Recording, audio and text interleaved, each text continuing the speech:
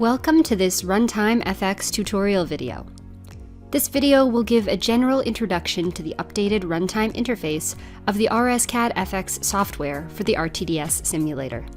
If you're not yet familiar with the draft interface of RSCAD FX, please go back and watch RSCAD FX tutorial videos 1 through 6. With the addition of RunTime FX, RSCAD FX is more integrated than previous versions of the application. The term case is being redefined so that it always includes both a CAD element in the form of the draft canvas and an HMI element in the form of the runtime canvas. Each case will be represented as a tab and will have a draft subtab and a runtime subtab. The runtime subtab can be undocked if needed by dragging it onto another monitor or by simply selecting Undock from the context menu that appears when right-clicking on it. A case's runtime subtab can have its own sub-pages.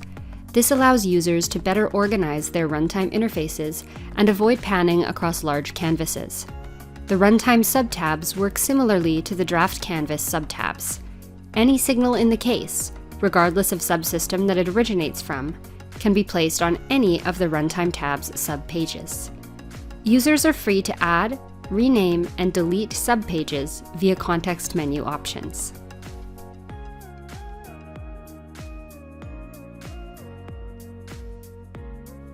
To increase case integration, RSCAD FX is moving toward a new file format.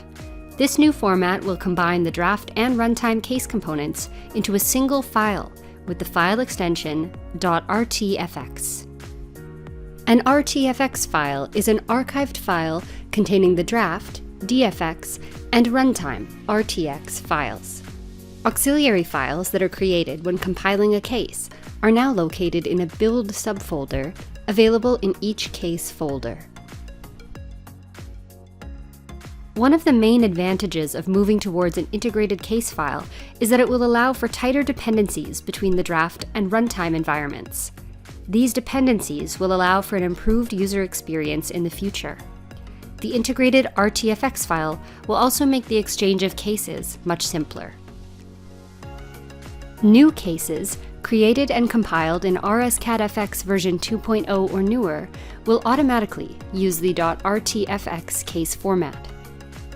If the user opens a .dft file from RSCAD v5 or a .dfx file from RSCAD FX version 1.0, they will be automatically prompted to convert the case to .rtfx.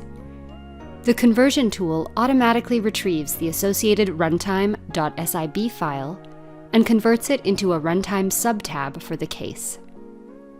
The user can also manually select a runtime.sib file from RSCAD FX v1.0 or RSCAD v5 by clicking File, Import Runtime File from the main drop-down menu. The imported runtime canvas will be converted into a new runtime subtab for the case. The converted runtime canvas may not look identical to the original, and some restructuring may have to be done to make things look polished. The conversion tool has different modes that can be selected depending on how the user wants to handle runtime groups, which can be placed in hierarchy boxes or in the main canvas. Hybrid mode is recommended. Learn more about each mode in the Help menu.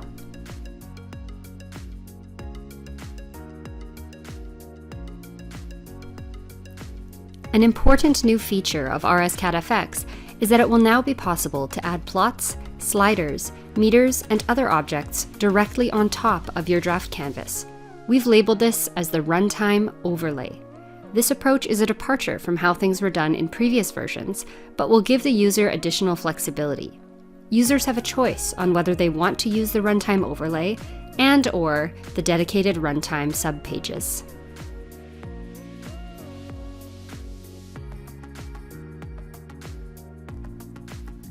In RSCAD FX, we refer to sliders, push buttons, dials, graphs, meters, and the collection of other objects that allow the user to visualize results and interact with their simulation as runtime objects. One of our core objectives in developing RunTime FX was to add a mechanism to make it easier to modify and reorganize runtime objects. With this aim, we've introduced the concept of containers in RSCAD FX. Each container will be a docking point for one or more runtime objects. There will be two subclasses of containers, frame containers and plot containers. Each of these types of containers is compatible with certain types of runtime objects. Frame containers can contain meters, numerics, sliders, push buttons, switches, dials, lights, binary switches, vector displays, and wind turbines. Plot containers can contain graphs and XY graphs. Next, I'll demonstrate how to start building your runtime interface.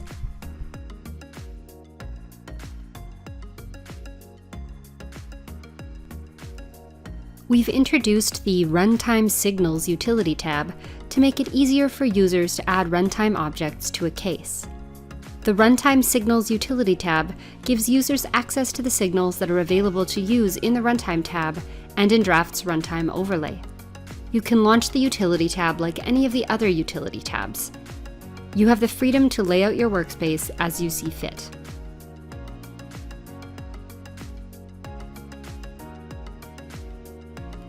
The utility tab is split into two panes. The left pane shows the Runtime Signals directory structure, and the right pane shows all the signals in the selected runtime directory. There's an icon beside each signal that indicates the type or default form of the signal. For the example described here, the source in the case has 3 sliders and 1 push button. Simulated quantities like node voltages or control signals will have an icon beside them indicating whether they are real type or integer type signals. Turning our attention to the utility tab's toolbar, the active case mentioned earlier is listed, so the user can easily associate the signals that are displayed to a case. Next, you'll notice a toggle button that allows the user to categorize the signals displayed according to their compatibility with a specific type of runtime object to be added to a case. It's a filter of sorts for the signals in the currently selected runtime directory. When signals are non-categorized, the user sees all the signals that exist in the selected runtime directory. You'll notice that all the other buttons in the tab are disabled. In this mode, dragging and dropping signals from the right pane and dropping them onto empty space will add the signals to the case in their default form. Integers and real numbers will be added as meters. Notice that I can drop one signal at a time, or I can select multiple types of runtime objects and add them together. The selected signals are shown at the bottom of the utility tab. Depending on the runtime object, the order of selection may be important. When signals are categorized, then the user gains control over the type of runtime object that will be added when they drag signals into a case. For example, turn on categorization and select the plot button. Select the signals you want to add and then drag them onto the canvas. You'll see that a new graph containing the selected signal has been added to your case. If I then select the slider icon from the toolbar, you'll notice that all the signals in the right pane are filtered out. This is because none of the signals are compatible with the slider runtime object. I can add runtime objects in their non-default form, in this manner. Adding signals to an existing runtime object or container is also straightforward. Simply drag and drop. While completing the drag operation, you'll notice that there are indicators to show where the signals being dragged can be dropped. We can take a closer look at the graphing capabilities in RSCAD FX by reloading Tutorial Chapter 4 and trying to build a practical runtime interface for this case. First, let's add the input components from our control logic into our case. We'll want to add 2 push buttons and 2 sliders. Next, we'll plot the flux, burden current, and magnetization current for the current transformers phase A. Before I can add them to a graph, I should toggle on the categorization and select the graph button in the Runtime Utility tab's toolbar. Notice that the graphs in the same container share a common x-axis. You'll also notice that all the signals are added to the same graph. There will be one active signal whose text will be underlined and colored blue. Multiple signals can be selected by holding the Control key. Let's run the case and update the graphs.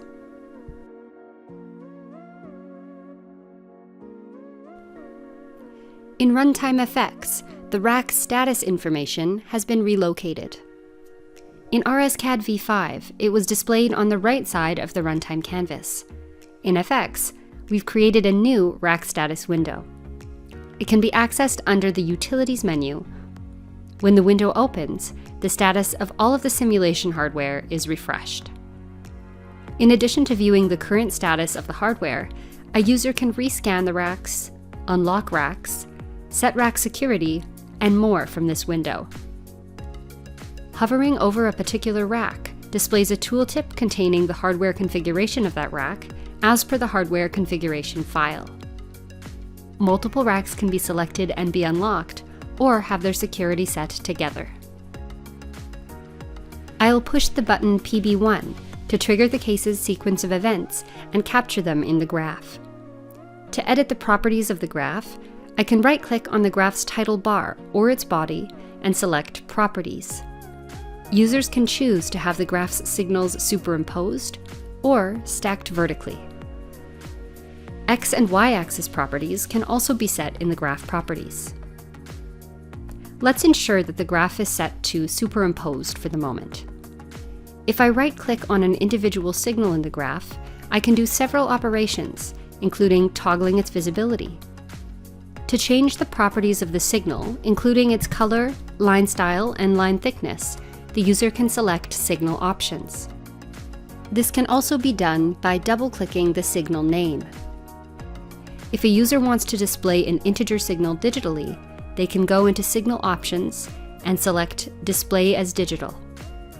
When working with integer signals, several additional options will be available to the user, such as setting the filled state and its color, and the option to utilize a bit pattern.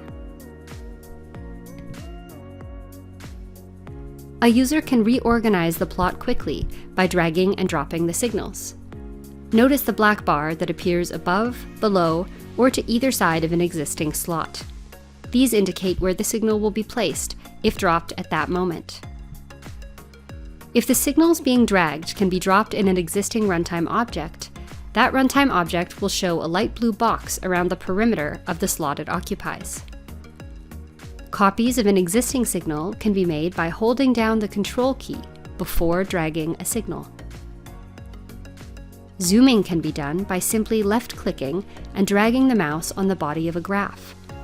The box drawn will fill the area of the graph. Vertical and horizontal zooms can be achieved by holding the Shift and Control keys while dragging the mouse. The context menu can be explored to learn about other zoom options. Tracers are available for graphs, and they allow the users to quickly preview the value of specific data points. Users can press the T key as a shortcut to enable tracers. A second press of the T key enables tracking of the active signal. Pressing and holding the space bar while moving the mouse will show the delta X and delta Y between 2 points on the active signal. Markers are also available and are useful for analyzing simulation results. Adding XY graphs to RSCAD FX is a simple matter. Select the XY graph toggle button, select the signals you want to add, and then drag them onto empty space in your case. If I re-trigger the control logic that drives the CT into saturation, you'll see the expected hysteresis curve.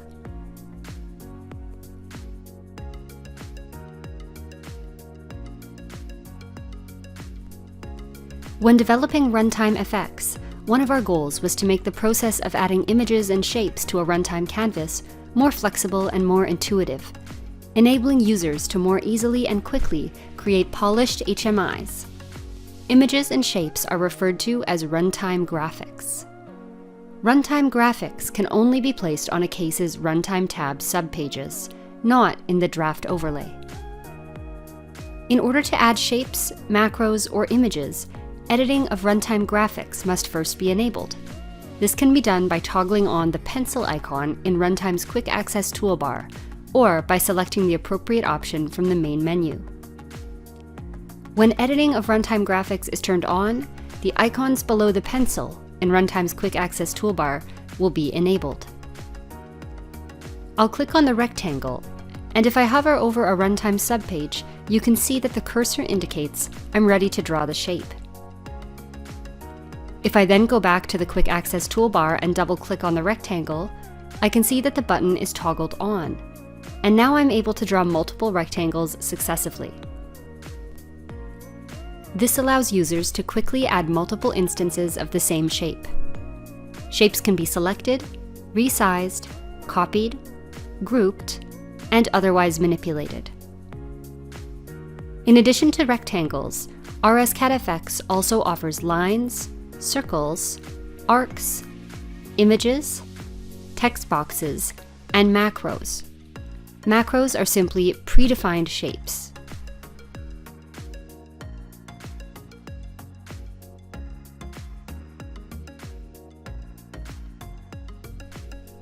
Using a rectangle as an example, let's explore how we can change some of the properties of drawn shapes. Double-click on a shape to open a window with its properties.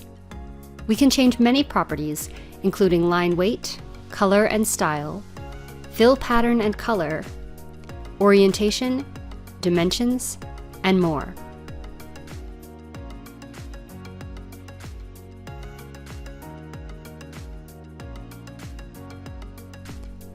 Next, let's take a closer look at how conditional graphics work in RSCAD FX. We'll use this simple case to demonstrate. It has a single dial, a summation junction, an integer constant, and a signal label. The dial will have 3 positions, and each position of the dial will change the color of a rectangle. After successfully compiling the case, I'll navigate to a Runtime subpage where I can draw a simple rectangle. Inside the rectangle properties, I'll change the fill pattern to solid and the color to red. Next, I'll go ahead and check the Conditional Graphics checkbox at the bottom left of the window. You'll notice that the set of parameters has been duplicated, and that an if, then, else structure has been added around it. The user can specify which block of settings is used based on a condition that is constructed around a simulation signal's value. Here, we'll directly use the value of the dial to control the color of the rectangle. Below the conditional checkbox, there are 2 fields. One of them allows me to specify which signal is used to determine the active conditional block. The other allows me to specify an alias used to reference that signal so that it's easier to write conditional logic. First, I'll select the dial input signal. Its alias is dial 1. The first block will be used when the value of dial 1 is set to 1. I can just go to the if condition, double-click on it, and then type in dial 1 is equal to 1. Next, I'll add another conditional block. I'll make the second block active when dial 1 is set to 2, and I'll change the color in this block to blue. In the last block, an else statement, I'll set the color to green. Let me add a runtime object for my case's dial input, and then I will run the case.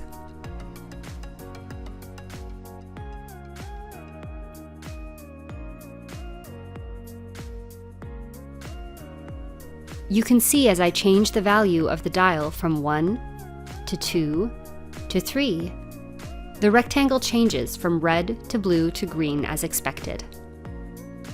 Users are free to conditionally change the orientation, dimensions, or any other properties of runtime shapes.